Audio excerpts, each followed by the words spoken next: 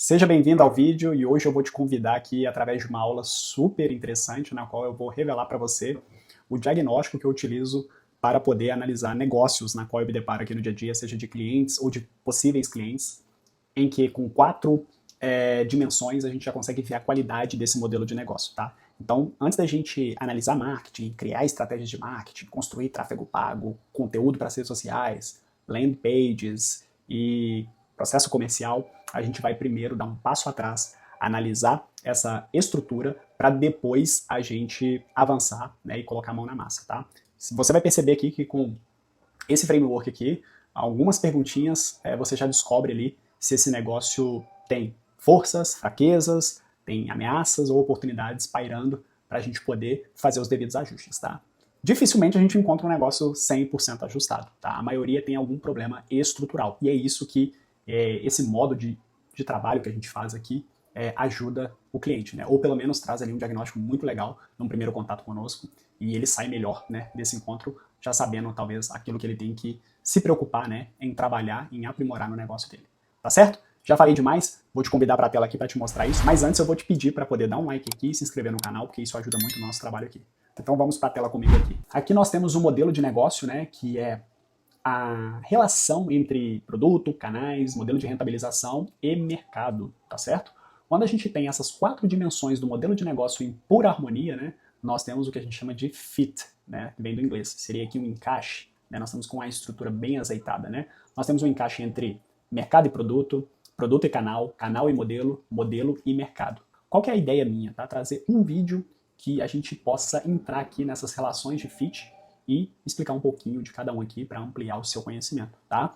Hoje nessa aula aqui nós vamos focar somente aqui no fit do produto e do mercado, mas eu prometo novos vídeos falando aqui desses demais. Por isso que eu reforço a importância de se inscrever aqui para que você seja notificado quando esses novos vídeos, né, ou melhor, essas novas aulas vierem ao ar. Então, antes da gente adentrar aqui, né, no fit do mercado e do produto, vamos passar por alto aqui nos conceitos aqui da relação dessas quatro dimensões.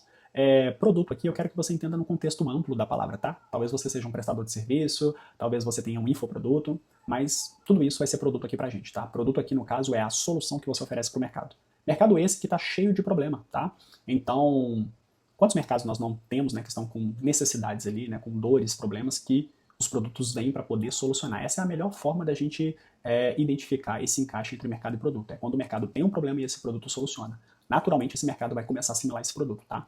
Seja porque as pessoas vão ter uma boa experiência, elas vão começar a compartilhar essas informações umas com as outras, né? Além de campanha de marketing, entre outras coisas que vão fazer as pessoas conhecerem esse produto. Se ele realmente for bom, o mercado vai assimilar. Se não for bom, o mercado não assimila. Esse é um dos motivos das quais mais de 70% das empresas quebram nos seus anos iniciais, tá? Montar um produto que o mercado não deseja. Então pense sempre, o mercado ele é implacável. Se o produto for bom, ele adere. Se ele não for bom, ele repele. E aí entra um primeiro insight, né? Tem muita gente que quer colocar dinheiro em marketing, tráfego pago, achando que isso vai ser a solução, mas o tráfego vai potencializar aquilo que você tem. Se você tem um produto bom, né, uma solução boa, isso vai ser potencializado. Se você não tem, isso vai ser também potencializado. Então, calma lá, vamos ter calma, vamos analisar isso aqui antes para depois a gente pensar lá na ponta, que é, né, na parte de construção do marketing e de implementação desse marketing, perfeito? Depois que nós temos essa relação aqui, né, nós vamos ter um modelo de rentabilização, né? O modelo de rentabilização vai te perguntar como você cobra do seu cliente, como o seu cliente consome o seu produto. Ele paga uma única vez e desaparece? Ele vai pagar várias vezes durante o ano, ele vai pagar várias vezes durante o mês, durante a semana. Existem vários modelos de negócio, né? Por exemplo, você tem um modelo de negócio que às vezes o cliente vai comprar uma vez na vida, outra na morte. Quer ver um exemplo? Do ramo imobiliário, né? Uma construtora que vende imóveis. Se essa construtora está setada ali para o público C e D, provavelmente ela vai vender um único produto para aquele cliente. Raras exceções que vão comprar um ou mais imóveis, né? Agora, se ela já estiver setada num segmento classe A, talvez ela consiga vender mais unidades para o mesmo cliente, né? Por uma questão de capacidade econômica desse cliente. Ele vai comprar um apartamento para ele, vai comprar para o filho, vai comprar um para investimento, por aí vai. Outros modelos de negócio que tem bastante frequência SaaS, né? Ou seja, um software, né? Como serviço, né? Como solução de serviço. Você vai poder cobrar uma mensalidade dele, né? Por exemplo, streamings, né? Netflix, Spotify, às vezes o SaaS da sua empresa aí, um RP, um CRM, né? Eles cobram mensalidades, né? Aqui na agência também, a gente cobra mensalidade, claro, dentro de um contrato pré-determinado. Varejo agora, você não tem uma previsibilidade se esse cliente vai comprar com você ou não, mas pode ser que ele compre várias vezes, né? Por exemplo, supermercado, o cliente vai no seu mercado toda semana, né, todos os dias. Então, cada modelo de negócio tem ali o seu jeito de rentabilização. Qual que seria o jeito perfeito aqui, na minha opinião, tá? Você poder vender para o mesmo cliente várias vezes, com alto valor, né? Várias vezes com alto valor. Então, isso permite você construir um LTV, né? Bem interessante, é o que a gente chama de tempo vitalício desse cliente contigo, né? O LTV. Depois nós temos aqui canais de distribuição, tá? Canais de distribuição tanto para o cliente chegar até o seu produto, como também para que a sua comunicação, né, do marketing possa chegar até esse cliente, né? Canais que também possa fazer aquisição de novos clientes, perfeito?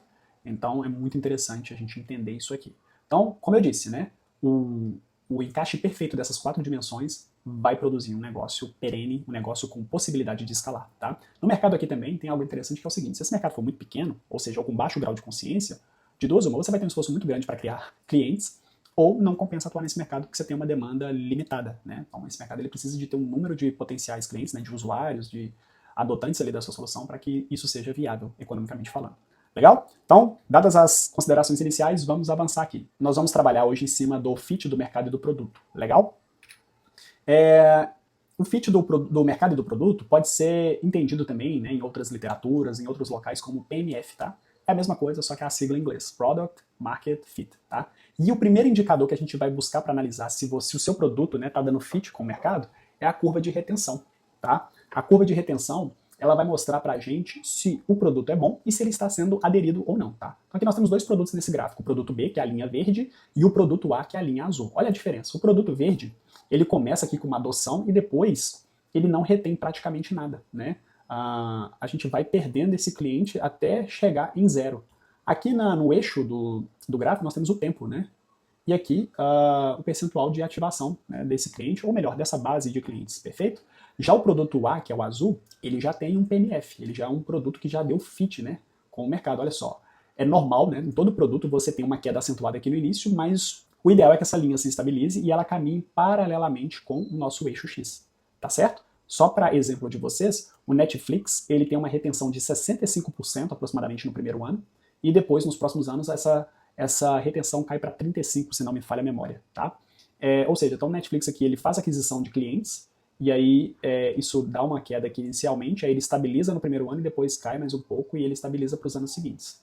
Isso é muito interessante, né? Porque ao medir essa taxa de retenção, você está entendendo visualmente se tem algum problema no seu produto. E lembra que eu te falei para analisar produto no sentido mais amplo da palavra? Produto aqui não é só o seu produto, né, o seu entregável para o cliente, mas pode ser a experiência como um todo, né? Pode ser suporte, saque, atendimento ao seu cliente ali. Né? Às vezes no seu produto ele precisa muito de atenção, né? O cliente está sempre em contato com a sua empresa, com a sua equipe, e às vezes se isso não estiver bem ajustado, a experiência como um todo fica ruim e você não tem aquilo que a gente chama de sucesso do cliente. E aí isso vai ser demonstrado aqui na sua curva de retenção. Legal?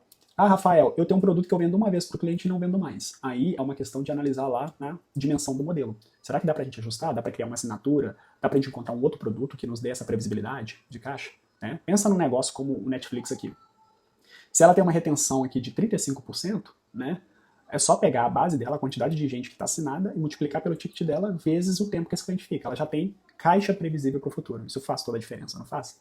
Você tem um negócio que você já tem previsibilidade, você já sabe o quanto você vai faturar, isso muda toda a sua maneira de trabalhar, né? De contratar, de investir, de tomar decisões. Né? É isso que o Netflix faz. Acho que você, como eu, deve ter Netflix ou Spotify, não sei, a gente nem faz conta de quanto tempo está assinado, né? Já se torna natural, a gente paga. Mas qual que é o desafio da Netflix? Deixar a plataforma atraente. Então ela precisa de desenvolver novos produtos, né? Manter a retenção do cliente ali dentro. Legal? Tenta pensar para o seu modelo de negócio. Outra maneira também da gente ver se a gente tem um fit do mercado do produto é com a NPS, ou seja, Net Promote Score, tá? Vou explicar de maneira rápida, não é o objetivo do vídeo entrar aqui e te ensinar como fazer, é só mostrar que isso existe. Hoje, se você tem uma base de clientes, você pode rodar essa NPS, né, para os seus clientes para você entender como que está o resultado disso, tá? Tenho certeza que você já deve ter deparado com o NPS, né? De 1 a 8, de 1 a 10, o quanto você recomendaria a nossa empresa? Você já respondeu uma perguntinha assim de alguma empresa? Se sim, você participou de um NPS dessa empresa, tá? Qual que é a ideia disso? Quando o cliente responde 6, né, ele é um possível detrator, né, de 6 para baixo, ele é um detrator. O que é detrator? Ele literalmente está fazendo boca a boca negativo da sua marca, ele está atacando a reputação da sua marca e do seu produto, tá? Está espalhando para geral que seu produto não é bom, que ele está insatisfeito, que sua marca é ruim, que ele se sentiu no prejuízo, que ele não foi atendido, que ele está insatisfeito. Então, a gente, analisando por isso, né, a gente precisa de fazer ali um atendimento mais atencioso para entender por que esse cliente está assim. 7 a 8, nem lá nem cá, né, passivo, não vai Não vai atacar a sua marca, a reputação da sua marca, não vai criticar, não vai fazer esse boca a boca negativo, mas também não vai fazer um boca a boca positivo, ele está neutro. Né? Não está insatisfeito, nem satisfeito, está ali neutro.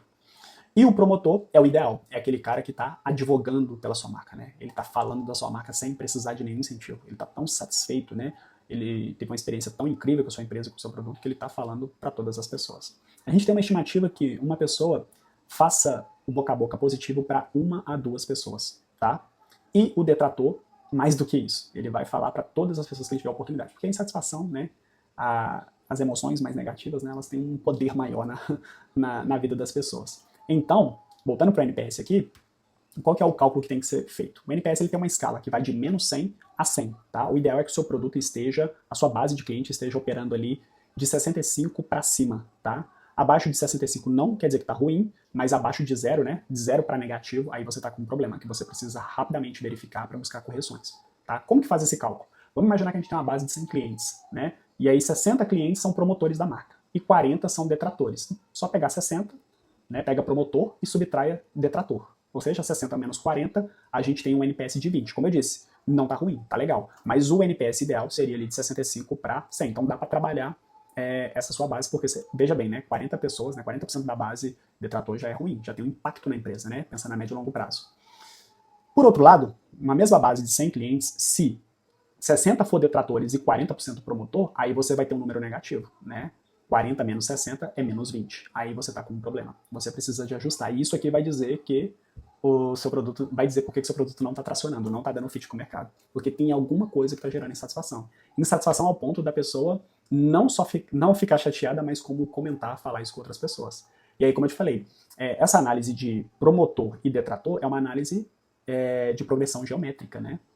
Ela é exponencial. Imagina, cada pessoa fala bem da sua empresa para 2. Essas novas 2 pessoas vão falar bem para mais 2. Então, isso vai crescendo, né? Em poucos níveis, a sua marca está bem falada para muita gente. O seu produto também. Ou também, o reverso é verdadeiro, né? Ela pode estar mal falada para todo mundo e aí isso vai impactar ali em novas vendas, em novos resultados. Isso acontece diurnamente com as empresas, né? Tem muita empresa que passa por isso e às vezes quebra, né? Fecha a operação, nem sabe por quê, o que aconteceu. Tá legal? Existe também uma outra maneira de você descobrir aí se você tem um PMF, que seria a intuição, né? Se o próprio mercado está demandando que você fabrique mais, que você tenha mais produto em estoque, isso é um claro movimento, né? Uma informação de que, né, o seu produto é bom. Porque, como eu disse, o mercado é impiedoso. Se o seu produto não é bom, ninguém se interessa. Se ele é bom, as pessoas vão começar a procurar. Né? E isso acaba acontecendo aquele efeito orgânico, né? Vai indicando um pro outro, né? E as coisas vão acontecendo. E se você vem e potencializa o marketing aí, né, que a coisa explode. Perfeito? Agora, perfeito, Rafael. Eu tenho um produto, tenho uma base de cliente, consegui descobrir isso aqui, vou, né, fazer aqui as minhas adaptações. Mas, e quando a pessoa, né, tá no início ali da jornada, empresário, tá com o produto, ou às vezes também ele não está conseguindo entender, né, detectar isso aqui através da curva de retenção ou do NPS. E ele quer olhar para o produto, quer descobrir ali se existe, né, alguma coisa a ser feita, aprimorada, ou como fazer isso. Aí entra a minha parte de diagnóstico aqui, que eu acho muito interessante, que as pessoas... Talvez quem trabalha na área de marketing já tenha mais consciência disso, mas a maioria das pessoas não tem essa compreensão. Que é analisar, primeiramente, o meu produto diante das concorrências. E quando a gente fala isso, o cliente ele acha que nós estamos falando do concorrente direto. Concorrente direto seria a concorrência de marca, é a última das concorrências que a gente vai analisar. Mas existem outras 3 concorrências anteriores à minha concorrência direta, que seria a concorrência por desejo, a concorrência genérica e a concorrência por tipo, tá? E aí eu trouxe um exemplo aqui de um mercado, né, que é o mercado de sobrepeso e obesidade. E aí trouxe um exemplo de um produto que vai entregar a solução de emagrecimento. Vamos analisar aqui como que o nosso consumidor vai avaliar isso, tá? Porque às vezes a gente cria o produto, a gente pensa muito no produto, né? Agradar a minha empresa, né? A quem criou esse produto. Mas e o mercado? Será que o mercado está vendo com os mesmos olhos? Né? E quando a gente passa esse produto, né, essa solução aqui nas concorrências, a gente já começa a descobrir por onde a banda toca, tá? Eu estou usando aqui o exemplo do mercado de emagrecimento, mas você pode fazer isso aí no seu mercado. Primeiro, no nível de concorrência, é desejo, né? Você tem que saber se o seu possível cliente ele já tem desejo pela solução que você oferece. Tem negócios que ainda o cliente não tem consciência desse desejo, né? Então ele está lá no nível de inconsciência da escala de consciência de Schwartz, que a gente vai falar mais à frente. Então, será que faz sentido eu fazer um trabalho de campanha de awareness, né? Trazer consciência para esse cara sobre criar esse desejo nele, né? Para depois ele ganhar consciência e começar a avançar? É um primeiro ponto. Então ele está ali, será que eu como? Será que eu estudo? Será que eu emagreço? Bateu a luz, quero emagrecer. Agora ele vai para uma concorrência genérica. Ele vai avaliar assim, como eu posso emagrecer? É o how to do, né? Como eu posso fazer isso? Então ele vai ver que tem exercício físico, tem procedimento cirúrgico, tem medicamento e tem dieta. Normalmente, nesse mercado aqui de emagrecimento, vou te falar com toda a propriedade de quem vivencia isso, esse público, na sua grande maioria, ele tem baixo grau de consciência sobre atividade física e alimentação regulada, tá? Ele vai ter um desejo por algo mais pílula mágica. Então, as melhores soluções genéricas aqui para ele, né, seria procedimento cirúrgico ou medicamento, tá? Não quer dizer que ele não possa querer exercício físico e dieta, mas na grande maioria elas vão optar por isso aqui. Por quê? Vocês vão ver mais à frente os atributos, tá?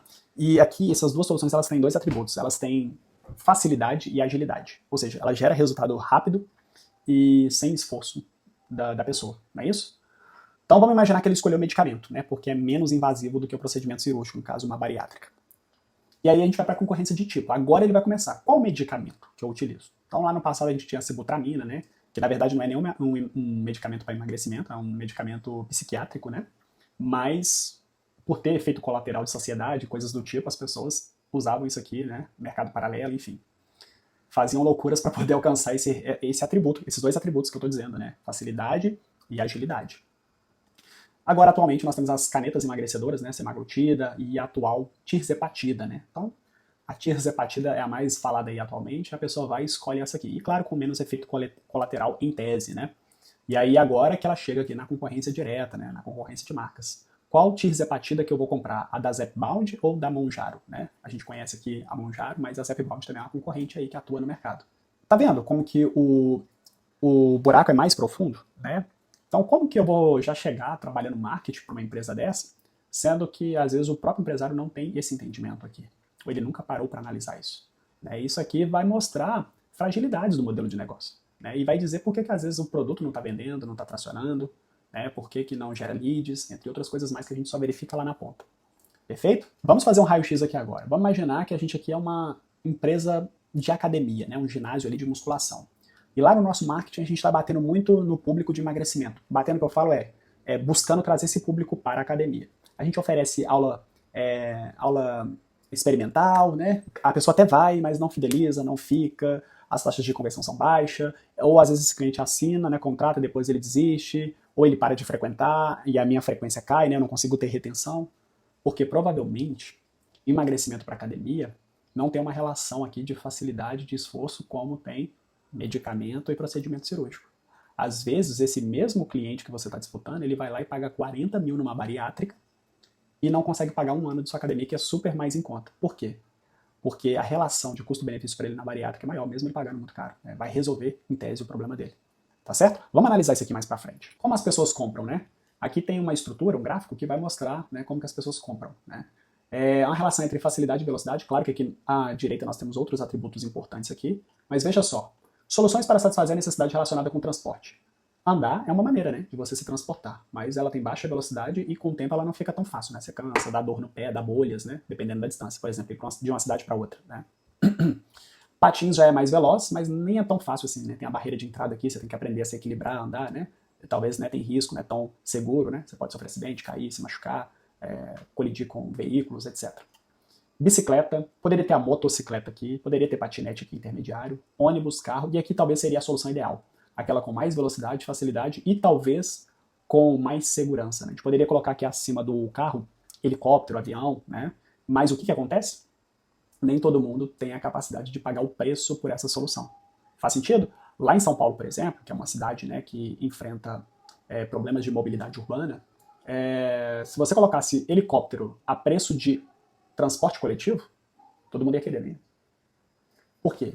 É mais veloz, né? Mais fácil, tem segurança, claro, né? A gente se depara com noticiários aí, às vezes de uma queda ou outra, mas tem segurança e a gente rompeu, né, com a objeção, trouxe o preço para baixo para dar acessibilidade. Legal? Então por que as pessoas não consomem? Porque o preço é alto. Claro que hoje lá já tem alguns serviços, né, tipo uma espécie de Uber de helicóptero, e que está dando certo por causa disso, porque já foi uma maneira de facilitar o consumo, tá? Alguns nichos, né, essa relação de preço aqui não vai ser importante. Por exemplo, nichos de status. Né? Se você oferecer uma Ferrari para um exímio conhecedor por 100 mil reais, ele vai desconfiar. Pode ser que essa Ferrari esteja impecável e não tenha nada de errado. Mas, né, aquele preço não condiz com o valor daquele produto, né, com o status que ele gera, etc. Então vai ficar uma desconfiança ali.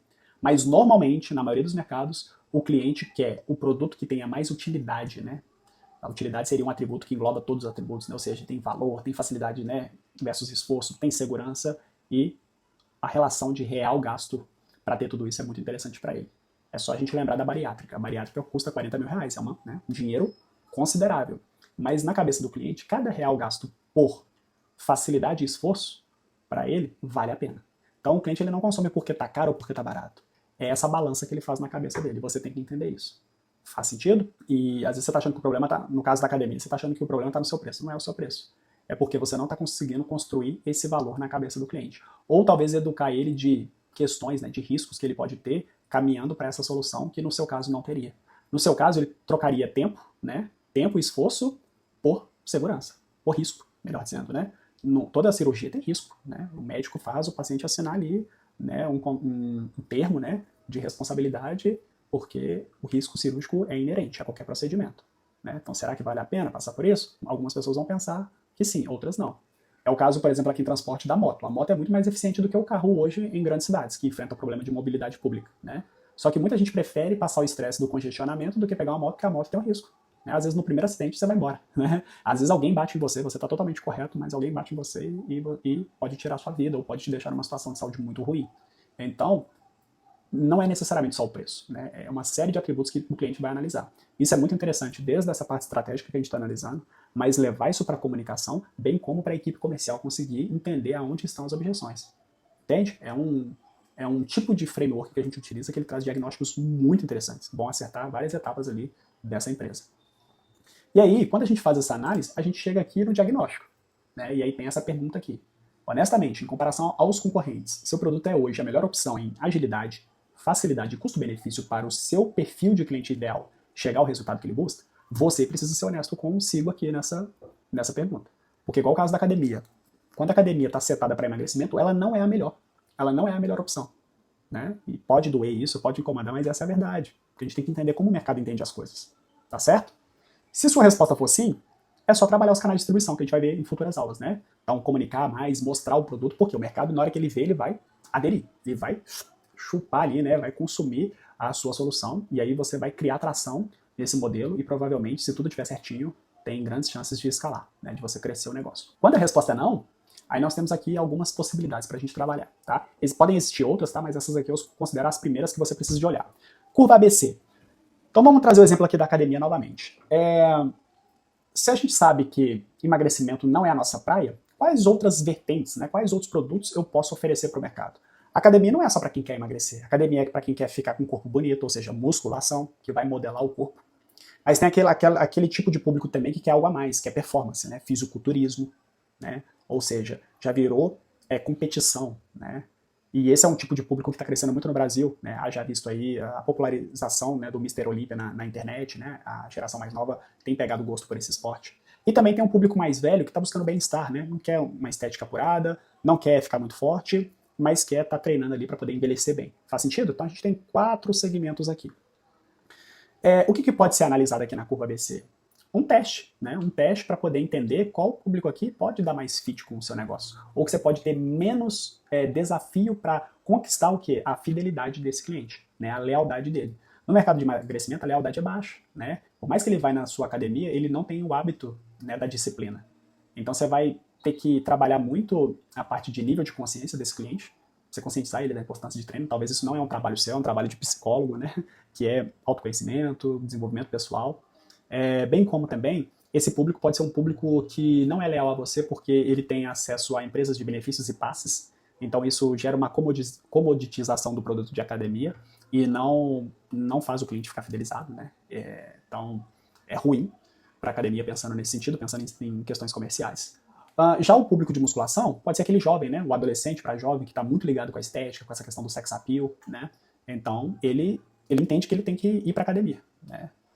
O do fisiculturismo também, porém do fisiculturismo talvez seja um pouco exigente no quesito espaço, tipo de equipamento, ele vai exigir talvez equipamentos mais específicos, entende? Então, é interessante analisar por esse ponto de vista que você vai conseguir pensar o que você pode ajustar. O público de bem-estar também, acredito que ele tenha mais disciplina para frequentar o ginásio comparado ao público de emagrecimento, mas acredito que ele não tenha tanta lealdade também. Por quê? Ele se interessa muito por pilates, natação, né, hidroginástica, aulas de dança, então ele vai se interessar por outros esportes, outras modalidades, que pode diminuir essa lealdade, tá certo? Então, eu estou dando meu exemplo aqui, meu ponto de vista, mas, né, é possível trabalhar o público de emagrecimento na academia, mas você vai entender que você vai ter que fazer um trabalho muito de topo de funil, como eu falei, né? Escala de consciência, né, explorar bastante ali. E aí é uma questão de custo-benefício, faz sentido? Se faz, ótimo, trabalhe isso. Se não faz, né, você pode descontinuar esse produto, ou, né, se esse fosse o único produto, você pode pensar até em pivotar o modelo. Né? Tem muitas startups que não conseguem tracionar o produto, né? Elas percebem que elas não têm o PNF, e aí elas fazem ajustes ali, buscam um novo problema no mercado, fazem alguns ajustes e às vezes encontram atração. Tem uma outra possibilidade aqui que é explorar atributos da escolha do cliente. É igual o caso do nutricionista. Se você já sabe que as canetas, isso serve para academia também, se você já sabe que as canetas modeladoras elas são superiores a nível oferta, né, a nível chamar a atenção do cliente para aquilo que ele busca como resultado, de duas uma, ou você pode atacar isso, né, rivalizar, né, criar um posicionamento antagônico e bater em cima disso, apresentar riscos, estudos científicos mostrando que as pessoas vão ter problema, coisas do tipo, comprar essa briga vai gerar engajamento, vai ter a turma do hater, vai ter a turma a favor, isso pode ser um movimento interessante. Ou também você não precisa de ter uma ação extrema, mas você pode ter uma ação mais branda, né, na qual você abraça essas novas soluções fazendo a conciliação com a sua solução. Então você pode educar o seu possível cliente que a caneta é legal, traz resultado legal, mas ela precisa de um acompanhamento profissional. Ela precisa de ser acompanhada com dieta e com treino. Por quê? Se a pessoa só utilizar a caneta e não se alimentar durante o dia, né, fazer restrição de comida por falta de apetite ou comer poucos alimentos sem uma dieta formada, sem, né, um auxílio de treino, ela pode ter problemas futuros, né, como sarcopenia, anemia, entre outros problemas aí, metabólicos ou fisiológicos, por falta de orientação. Então você pode apresentar o risco, mas abraçar ele, se oferecer como uma pessoa que está disposta a ajudar essa pessoa ali e alertando ela que tem coisas que ela não está por dentro. Então, não é o fim da história, existem essas possibilidades de solução e isso aqui te revela um diagnóstico para você tomar a decisão. Muito interessante, né? E esse é só o primeiro vídeo, depois nós vamos aprofundar aí nas outras relações de fit. E se você ficou comigo aqui até agora, eu convido aí você a curtir, a comentar, traga aí o que você descobriu através desse conteúdo, coloque seu ponto de vista, suas críticas para que eu possa analisar e cada vez melhorar mais esse conteúdo. Tá certo? Se inscreva no canal, compartilhe esse vídeo com quem você acredita que gostaria de ver essas informações, tá? Te agradeço por ter ficado até aqui, obrigado e até o próximo vídeo.